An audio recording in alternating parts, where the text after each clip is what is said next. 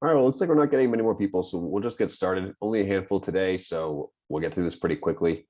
So we're going to first run through the submitted questions. We got about 25 of them here, and then if any of you attending here have any live questions, just submit them. Happy to talk through any questions you guys have. So the first one that we have here is about NFTs. I'd like to learn more about the technical aspects of your NFT offerings. Have the smart contracts had a security audit? Rob, do you have thoughts on that one? Yeah, so the smart contracts are set up through OpenSea, and OpenSea uses a protocol that does have security audits on their smart contracts. So the answer is yes. Okay, perfect. Next one here.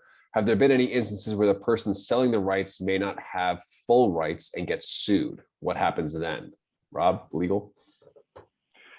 Yeah, so there, I guess take a step back. So what our process is when we have a seller who has an asset they want to sell on royalty exchange, we first connect with whoever their distributor is, whether it be a PRO or their publisher, confirm that there's no issues on the account, there's no issues with them individually or the catalog that would prevent them to sell.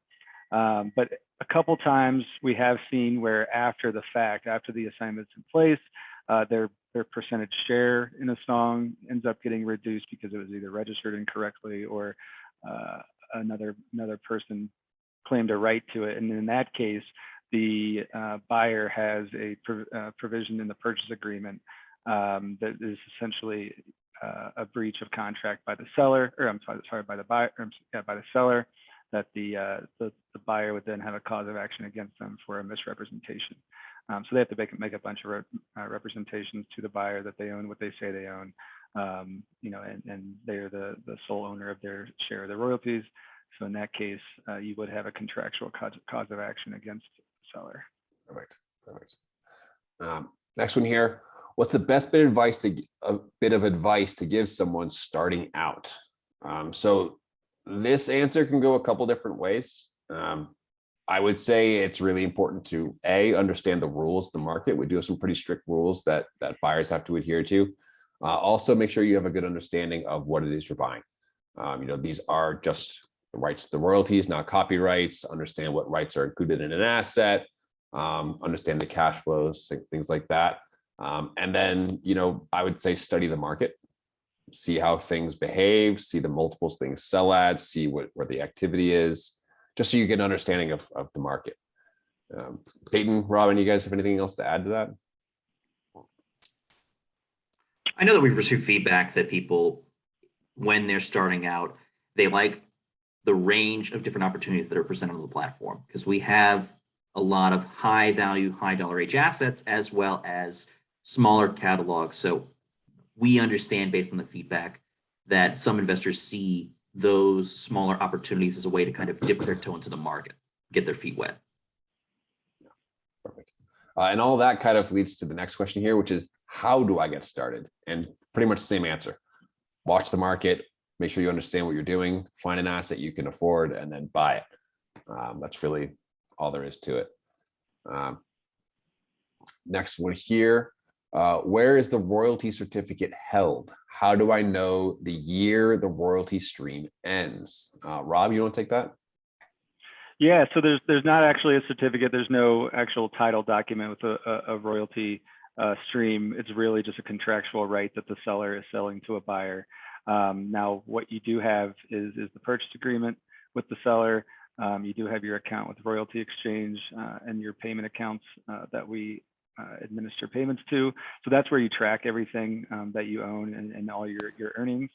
Now, how you can tell when the royalty stream ends, that'll be listed on every asset on the marketplace. So it'll either say life of copyright, it'll say a term, it might be the remaining of a 10-year term. We have some 30-year terms. There's some stuff in between there, but it'll all be listed on the actual marketplace listing. Mm-hmm. And on your agreements too. They'll have the ending term date should be on those agreements too. Next one here, how are taxes applied to earnings? Are payments pre-tax, or do I pay taxes at the end of the year? Yeah, so it's at the end of the year. Their tax is royalty income on a 1099 MISC, and it's taxed as ordinary income. at least in the US. And this next one here also about tax implications, but they specify when a royalty might be coming from an outside the United States party. Yeah, so if royalty exchange is handling the administration of payments on your behalf, if we get a 1099 from a US company, we pass that 1099 on to whoever the ultimate payee is. If royalties are coming from outside the country, then we are either passing through the tax that's taken out on their end, or it'll be up on the investor's responsibility to how to handle that as a US-based taxpayer. Perfect.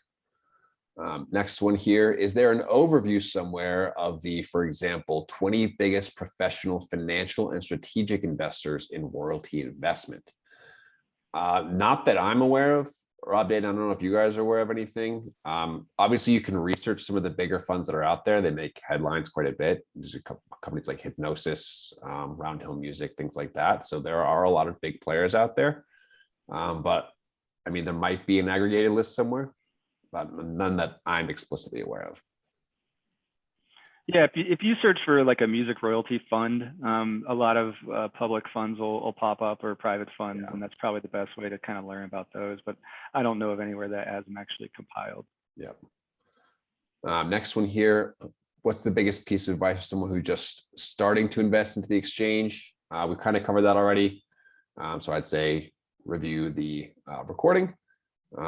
If I buy music royalties, does that mean I will collect the royalty income for the term without me personally doing work? Yes, that is really the big draw of these assets, is they're about as passive an investment as you can get. We really take care of everything for you. So once you buy one and you get all set up in our payment hub portal, we just send payments to whatever account you specify. So yeah, you don't have to do any work for it. There are already entities in place that will ensure that the IP is still doing its job. You're only buying a partial entitlement, so you don't really have to do anything. Next one here, what would you tell a new investor to start investing? Again, I would say review our answers earlier. Do you have different terms and conditions for investors who are from Europe? Rob? Yeah, so no specific different terms. Really, it's more of on the back end on purchasing. If you buy a royalty stream, then we'll collect a W-8 from you. And depending on your tax treaty, your country's tax treaty with the US, we'll either pass through the entirety of the income we receive, or we'll act as a withholding agent. We'll have to withhold the percentage that's prescribed in the tax treaty between your country and the US.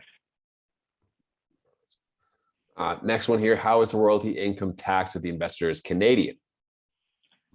So same deal. It'll be as royalty exchange as a withholding agent. You'll give us a W-8, and in there you can mark that you're claiming the tax treaty between the U.S. and Canada. And I believe it's actually 0%. So then you'll be responsible for reporting whatever you earn to the Canadian tax authority. All right. Next one here, how can a small individual investor get started with passive income from royalties? So this really depends on what you categorize as small, right? Because that's a relative term. So for royalty exchange on the low end of the pricing spectrum, you should expect assets to sell somewhere in the 5,000 to 10,000 US dollar range. That's just typically what we see. In some rare instances, you can see stuff below that, but it's pretty exceptionally rare. I wouldn't hold my breath for those. So if that's in your comfortable range, I'd say wait for one of those, something that you can easily afford, and buy it. See how you like it, see how it works, start collecting the income. You can always resell the asset on the exchange. You can resell anything you buy with us. So that would really be the best way. Next one here, how to value acquisitions. Dayton, you want to speak to that? Sure. Using the framework that we have at Royalty Exchange, we're taking a look at the historic earnings, the dollar age for the catalog, and the trends in earnings that are tied to the specific titles that are in a given catalog. So where is that money coming from? Are there any outlier distribution events that need to be accounted for? And I think that those rules are a good way for investors on our platform to also judge these assets that we're putting up. A catalog that's older is typically going to have a more consistent cash flow, and that's going to be supported by the historic earnings, relative to a younger asset, which may have had higher recent distributions, but that's going to translate into a higher probability of volatility in the future distributions and the potential for a fatter tail of payouts rather than that long income stream that really aligns with long-term value for one of these kinds of passive investments. Great. Next one here. I've set up my account. Are there any other steps required to start purchasing NFT royalties? I would say the only things you need to have set up are you need to have a wallet, because these are done in Ethereum. The payouts are done in Ethereum. So you do have to have an NFT wallet set up, which can be done on most exchanges. But beyond that, that's really it. I mean, Rob, Dayton, anything else you guys want to add to that? Nope. Okay, perfect. How secure are investments in terms of ROI? Well, I mean, I would say first off, as with any investment, there's inherently risk. So, take that into account. But it really depends on the price you pay for the asset. We give a full financial profile on the historical earnings of every asset on the site. So take that into account. But yeah, I mean, it depends on the price you pay, as well as, of course, the term length and how long you could potentially be collecting for. I mean, Dayton, you have anything else to add to that? Sure. I would say if you're looking at the overall pool of assets, and we report this on a periodic basis, the ROI is about 10%. And that can vary between whether you're looking at deals on the sound recording versus the composition side, comparing returns on tenure versus life of rights assets. But at a high level, it's approximately that 10% return that we see on an annual basis. Covered. Next one here. What are the indicators of a song being successful in the future? I'm not sure if we really can answer that. I mean, we can't make really any claims or predictions to the future performance of royalty revenue and royalty performance, but there are some things that we see that can indicate the earnings moving forward. That's most notably through the dollar age. So that's essentially our metric to determine the consistency of earnings over time. It's a bit more complicated than that. There's a lot of links on the site if you want to read more about it. So I would say take a look at those. Anything else you want to add to that? I mean, yeah, I think kind of wrapped up in this is a question of how are we defining success here? Are we defining success as a song that is going to continue to earn consistently into the future? If that's the case, higher likelihood of that song being older dollar age, having earned a consistent source of income from different music users in recent distributions, going back over whatever historic payments look like. That's an indicator. You can also look on a title by title basis for assets that you're bidding on where you have access to the raw data, and you can see the different sources of income that are contributing to the historic distributions. I would say one example of a track that could have success in the future, quote unquote, is if it is deriving consistent income from synchronization payments, because there might be opportunities for that track to be placed in future projects that generate a sync payment down the line. Now, that comes with the caveat that sync payments are one-time distribution events, and it's very frequently the case that tracks that are paid out on a sync do not then generate a sync in the future. But I think about some really blue chip, high value, like iconic assets, stuff that's consistently placed in movies and TVs, may be more likely to be placed in future projects for sync than other sorts of assets. So that's one example of a different way you can frame success. Cool. Awesome. Next one here. In the past decade, have catalogs increased or decreased in valued offers and auctions? How does technology affect value? I would say they've increased. I mean, as the platforms become more widely accessible, there's been more competition, price has been going up for assets. Pretty natural occurring thing. We also see, these larger funds like Hypnosis and the Round Hills of the world that are paying huge multiples. So we've seen the value going up from those as well. So there's a lot of contributing factors that have increased it, but on the platform, yeah, definitely we've seen an increase. And now for the second part of this question, how does technology affect value? I would say it increases the value.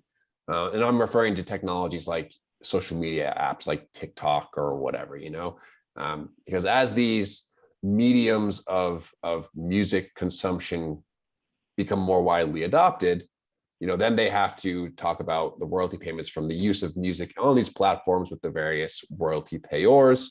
And when they reach those agreements, well, that's more royalty income that's going ultimately to the songwriters, creators, things like that. So that will actually increase the revenue of your royalty assets as more of these tech apps come out, more of these settlements are reached, and more agreements are made. So I would say it increases the value of them. Rob, Dayton, I don't know if you guys have anything else to add to that. I mean, that's exactly what I would have said. Yeah, I think you covered it, John.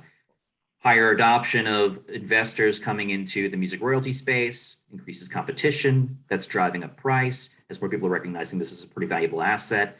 The macro factors that really make royalty investing look attractive to investors, low interest rates, yield-starved environment also contributes to that.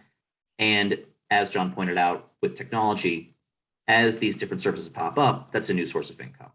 And the revenues are expected to increase from streaming services. So that's also going to drive the future value for these music assets. Perfect. Next one here, best music genre for long-term investment. Well, I'm sure everyone has a different opinion on that. I mean, we see certain trends from different genres, but I don't know, Dayton, you have any thoughts on that as our analyst? Yeah, I would say streaming is a rising tide that lifts all boats. There are differences to consumption habits by genre that could influence future value. For example, I would expect a hip hop catalog to get a larger share of its total earnings from streaming services, as well as have more titles in the catalog benefiting from a stream payout than, say, a country music catalog, which is likely, historically speaking, going to be driven more by radio performances and have the earnings concentrated in a handful of top titles. Is that to say that a hip hop catalog is a better long-term investment than a country catalog, on a per genre investment?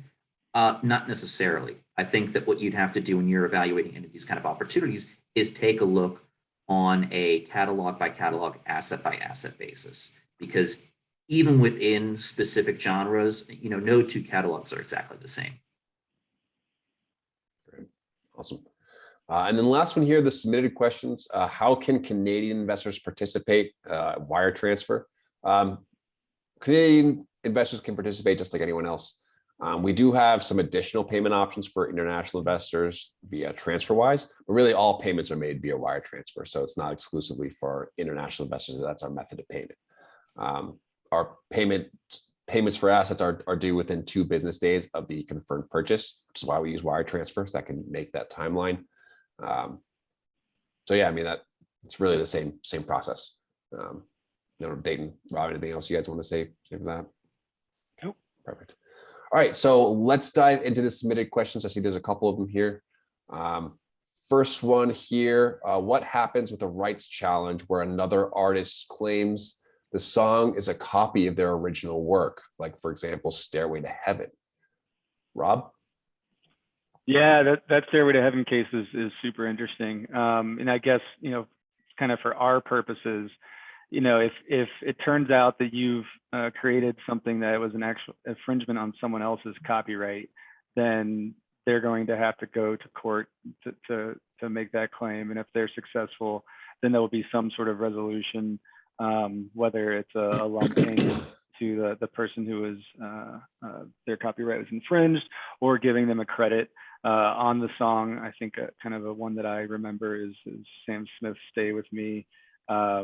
It turns out that Tom Petty's song "Won't Back Down," I guess the "Stay With Me" had a lot of elements of that, and I guess there was a lawsuit, and it was probably, I think it was actually settled. But ultimately, they gave Tom Petty a writing credit on Sam Smith's song "Stay With Me." So what that meant was then the songwriters of "Stay With Me" actually had their shares reduced. So that's what would happen in a case kind of like that. Great. And then another one here, artists usually find ways of promoting their work. If they sell, are there fewer forces promoting the songs? Yes and no. So they may not be directly promoting their work, but that's pretty unlikely, just because their name's still tied to it. It's still their work. They may not be collecting the entirety of the royalties associated with it, but there's normally still royalty collection on that IP that they're collecting. Normally when we're selling rights, it's just, a portion of the rights. So just the songwriter's share of certain tracks or something like that. So they normally still have a vested interest. And there's also still a lot of other entities and individuals who have a vested interest in that IP, most notably the publishers, companies like Sony, Universal, Warner, the big players. And that's really who's doing a lot of the promoting. Now the artists do as well, but a lot of it mostly comes from publishers. So yes, it would technically be fewer forces, but not really, because there's still a lot of people with a lot of vested interest in the success of that IP.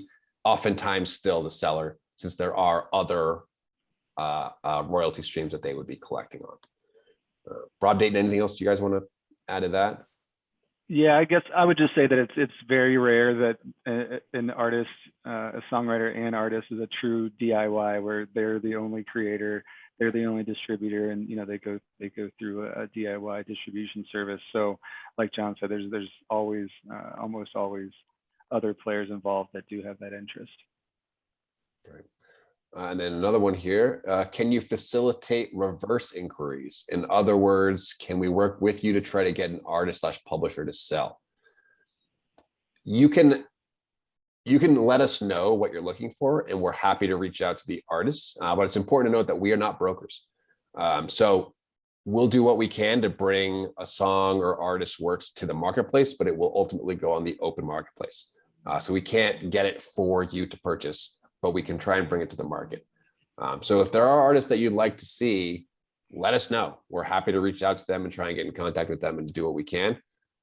Just know that you'll have to buy it on the open market. How does royalty exchange get paid? We take a fee on the transaction of a deal. So our admin service, all of that, there's no additional cost to investors for all of that. For buyers, there's a one-time fee.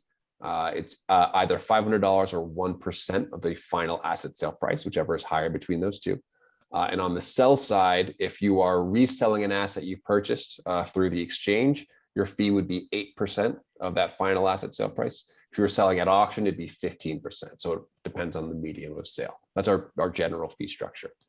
And then is the all access fee worth it? Is it more valuable for repeat buys? It's worth it depending on how active you're planning on being. Yes. So for repeat buys, it definitely can add up quickly. Or if you're buying larger assets, it can be really, really valuable. But it really all depends on what you're going for, what your strategy is, and what your pricing threshold is. Obviously, that 1% fee when you get to six-figure assets can get pretty material. So it can be pretty worth it. There are also a lot of other perks that go with it.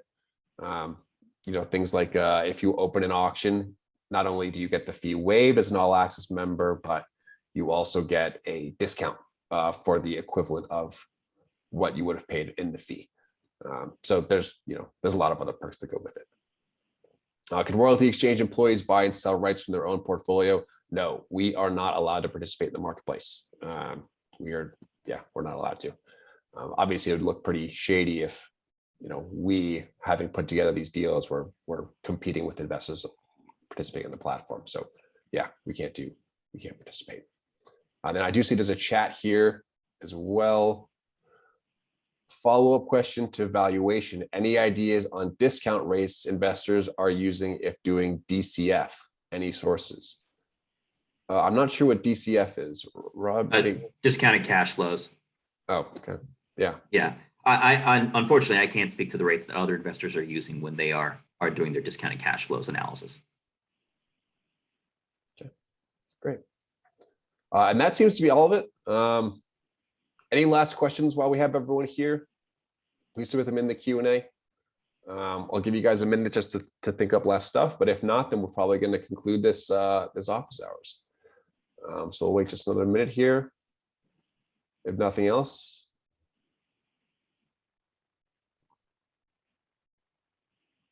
Going once, going twice.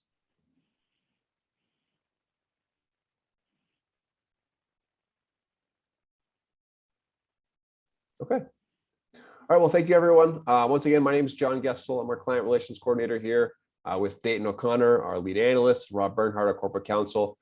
We do these every month. So if you wanted to come back and see other questions being raised, another Q&A, please do. We're always happy to speak. If you wanted to reach out to us, please feel free to email, chat into the site. We're always happy to answer any follow-up questions you guys may have. This is being recorded and will be posted on the site if you wanted to go back and review again. And yeah, that should be it. Have a great rest of your days. Please let us know how else we can help. Thanks, everybody. All right. Thanks, everyone. Thank you.